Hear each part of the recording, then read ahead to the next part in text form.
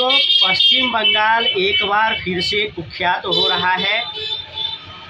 पश्चिम बंगाल में एक बहुत बड़ा रेप कांड हुआ है और इस रेप कांड जो हुआ है तो इस रेप कांड में भी एक मेडिकल छात्रा को निशाना बनाया गया है।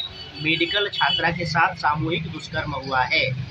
इससे पहले भी पश्चिम बंगाल में एक मेडिकल छात्रा के साथ ही सामूहिक दुष्कर्म हुआ था। बहुत ही नृशंसतापूर्वक घाव दे करके, चोट दे करके, तरपा करके गैंग रेप किया गया, मारा गया। उस समय भी ममता बनर्जी पर सवालिया निशान लगे थे, प्रश्न चिन्ह लगे थे कि पश्चिम बंगाल में टीएमसी का, ममता बनर्जी का अराजक सरकार है जो अपने जनता की सुरक्षा नहीं कर सकता, वहां पर केवल तुष्टीकरण होता है।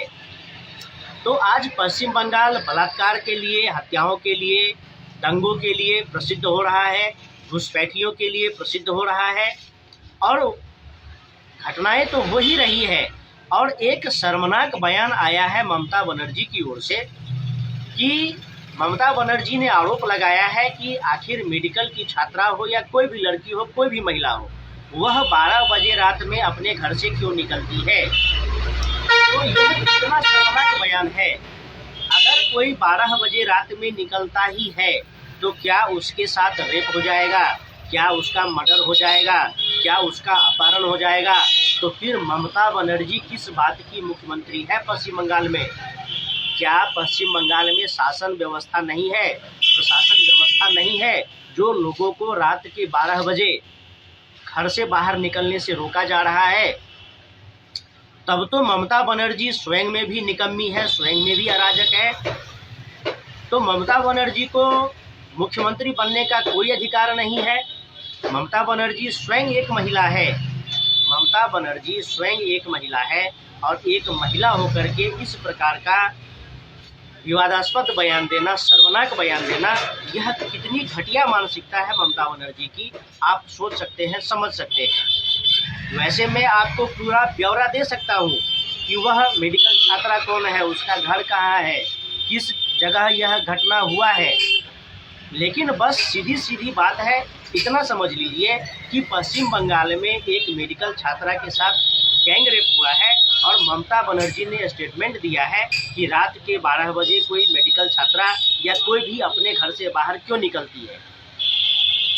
उत्तर प्रदेश में कोई बड़ा कांड अगर होता भी है तो अगले दिन उसके पैर में गोली मारी जाती है और उसको जेल में बंद कर दिया जाता है।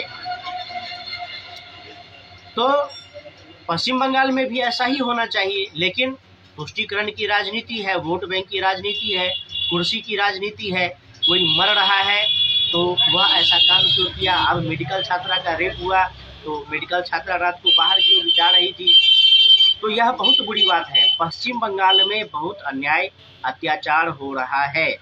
सबसे पहले तो पश्चिम बंगाल में घुसपैठ नहीं रुक रहा है, दंगे नहीं रुक रहे हैं, हत्याएं नहीं रुक रही है और बार बार मेडिकल छात्राओं को ही टारगेट किया जाता है।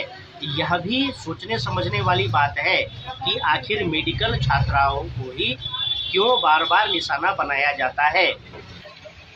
तो इस प्रकार की दुखद घटनाएं होती है तो मन में दुख होता है, रोष होता है और ऊपर से जब इस प्रकार की अपमानजनक, शर्मनाक बयान आए कि महिलाएं घर से बाहर क्यों निकलती है तो दुख, कष्ट और भी बढ़ जाता है। समस्या का समाधान होना चाहिए, बल्कि जो अपराधी है उसको दंडित किया जाना चाहिए।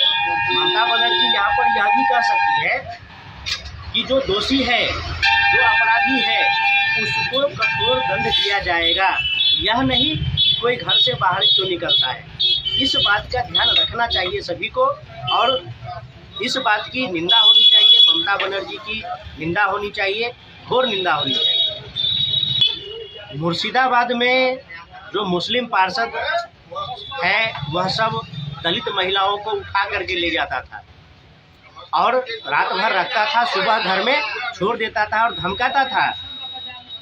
महिला के पतियों को धमकाता था कि तुमको जिंदा रहना है तो अपनी पत्नी को हमारे यहाँ भेज दो, और पत्नी को कहता था कि तुम यहाँ आओ नहीं तो तुम्हारा पति जिंदा नहीं बचेगा। और मुस्लिम पार्षद, ममता बनर्जी के टीएमसी के मुस्लिम पार्षद दलित महिलाओं को उठा करके लाता था, उसके साथ यौन शोषण करता था, बलात्कार करता था। इतना बेखौफ है ममता बनर्जी की सरकार में, इतनी अराजकता है ममता बनर्जी की सरकार में पश्चिम बंगाल में, यह लोगों को सोचना चाहिए।